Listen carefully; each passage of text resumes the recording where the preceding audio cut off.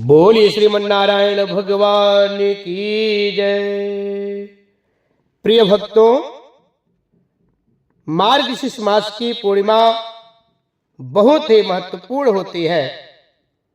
हिंदू पंचांग के अनुसार यह पूर्णिमा प्रत्येक महीने में एक बार आती है। प्रत्येक महीने में एक पूर्णिमा, एक अमावस्या और 2 एकादशी आती है। पूर्णिमा बहुत ही महत्वपूर्ण तिथि होती है। पूर्णिमा के दिन अगर आप कोई बहुत ही शुभ काम करना चाहते हैं, बहुत बड़ा कोई काम करना चाहते हैं, तो आप पूर्णिमा के दिन भी आप कर सकते हैं। और जैसे मार्गशीर्ष मास की पूर्णिमा और भी जो कोई विशेष पूर्णिमा है, उस दिन काम करने से आपको कई गुना अधिक फल प्राप्त होता है।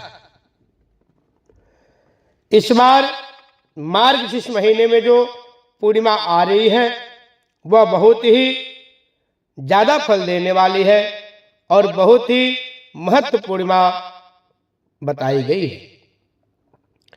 मार्गशीर्ष महीने की जो पूर्णिमा है यह 15 दिसंबर को है, दिन रविवार है। 14 दिसंबर को शाम को 5 बजे पूर्णिमा लग जाएगा, परंतु हमारे शास्त्रों में, हमारे वैदिक पद्धतियों में जो सूर्योदय वाली तिथि लिया जाता है, तो उस हिसाब से देखा जाए तो पूर्णिमा 15 दिसंबर को है। 14 दिसंबर को बिल्कुल मान्य नहीं है, क्योंकि वह सूर्योदय में नहीं हो रही है। 15 दिसंबर को 2:35 पर पूर्णिमा खत्म होगी दोपहर में।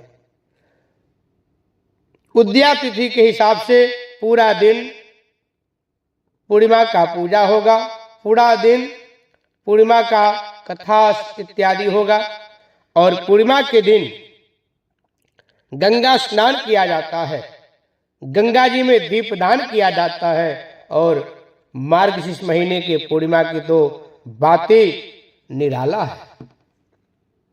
प्रिय भक्तों, आप लोग भी कोशिश करें गंगा तीर्थ आदि पर जाएं, गंगा के चरणों में जाकर के वहां पर स्नान करें मां गंगा की गोदी में।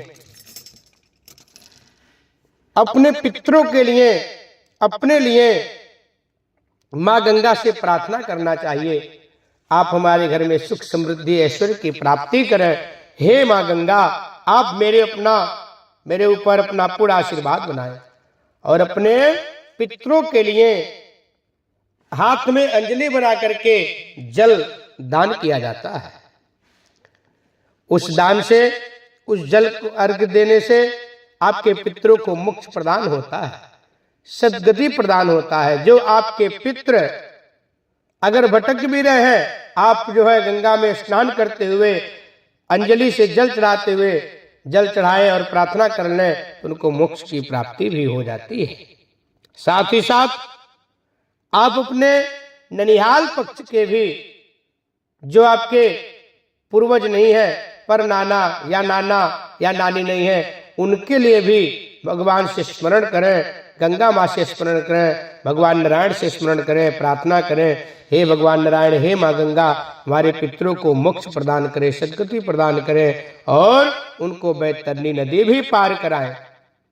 प्रिय भक्तों, कहा गया है पूर्णिमा के दिन या अमावस्या के दिन जो लोग गंगा में स्नान करते हैं उनको अक्षय फल की प्राप्ति होती है। और मार्गशीर्ष महीने में जो पूर्णिमा होती है उसी दिन से माघ मेला प्रारंभ हो जाता है। और इस बार तो महाकुंभ का बहुत ही विस्तार आयोजन भी प्रयागराज में हुआ है। महाकुंभ लग रहा है। आप लोग कुंभ में भी जाकर के ज्यादा से ज्यादा फल प्राप्त करें और कोशिश करना चाहिए कुंभ में स्नान करने के बाद गंगा जल अवश्य ले आए। वह गंगा जल इतना ज्यादा पवित्र होता है, कुंभ का गंगा जल इतना ज्यादा सर्वशक्तिशाली होता है, क्योंकि जब कुंभ लगता है तो सारे देवी देवता जितने होते हैं सब लोग आकर के उस स्थल पे और उस धरती पे वास करते हैं, विचरण करते हैं। भगवान लोग भी इच्छा करते हैं हमें पृथ्वी लोक पे जाने का अवसर प्राप्त हो। तो ऐसा जब अवसर आता है, स्वयं सारे भगवान आकर के महाकुंभ में वह लोग विचरण करते रहते हैं, भ्रमण करते रहते हैं, क्योंकि सारे जब भगवान आते हैं तो वहां पे शक्ति अनेक प्रकार की अपनी वहां पे जागृत होती है और अपने आप में जो वहां का वातावरण होता है बहुत ही सिद्ध वातावरण हो जाता है। उसके साथ साथ उस जगह को इतना ज्यादा शक्ति प्राप्त हो जाता है, केवल वहां जाने मात्र से कल्याण हो जाता है, वहां जाने मात्र से सारी मनोकामनाएं पूरी होती है। आप लोगों को पता होगा, वैसे जब नॉर्मल टाइम में गंगा में स्नान करने से उस भूमि पर जाने से कितना ज्यादा फल प्राप्त होता है, तो जब महाकुंभ है तो कुंभ में कितना ज्यादा फल प्राप्त होता होगा।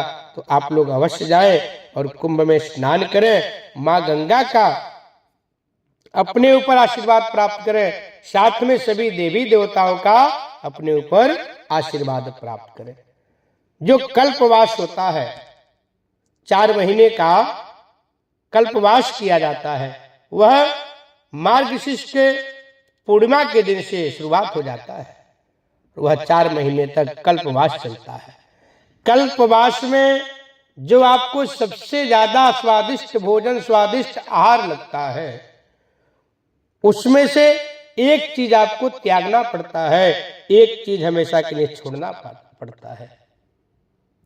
फिर चतुर्मास 4 महीने तक वहां पे रह करके भगवान का 100 अध्याय किया जाता है, भगवान का साधना किया जाता है, जप तप पूजा पाठ वारा करके किया जाता है, व्रत किया जाता है, कथा किया जाता है, कथा श्रवण किया जाता है। इस तरह से कल्पमास का पूरा विधि विधान है। उसके बाद भी यह प्रक्रिया करने के बाद भी कुछ लोग वहीं इसी बीच में कुछ बड़ा पूजा या साधना भी प्रारंभ कर देते हैं, उसका बहुत अधिक फल प्राप्त होता है और उसके जीवन का वह अनमोल क्षण होता है, क्योंकि जब तक परम पिता परमात्मा का, सभी देवी देवताओं का आपके ऊपर कृपा प्राप्त नहीं होगा, जब तक ऐसा सौभाग्य, ऐसा शुभ अवसर आपको प्राप्त नहीं होगा। तो जो लोग कल्पवास करते हैं, कल्पवास का संकल्प लेते हैं और वह सारा प्रक्रिया, सारा विधि पूरा करते हैं, वो लोग बहुत सौभाग्यशाली है, बहुत ही भाग्यशाली है, क्योंकि सब कुछ होने के बाद भी अच्छा काम कोई नहीं कर सकता है।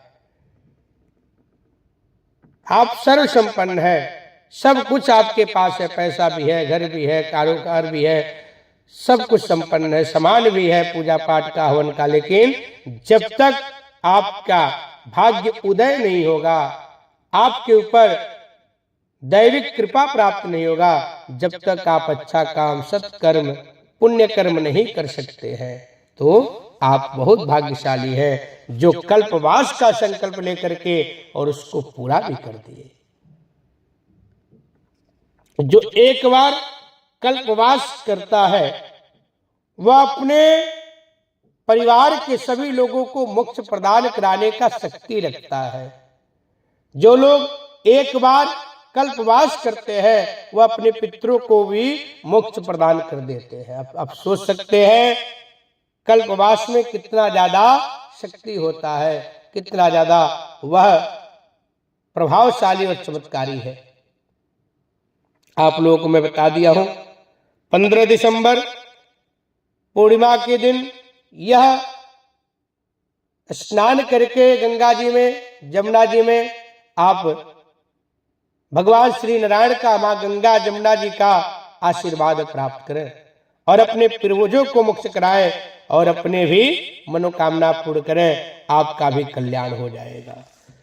बोलिए श्री कृष्ण भगवान की जय, बोलो श्रीमन नारायण भगवान की जय।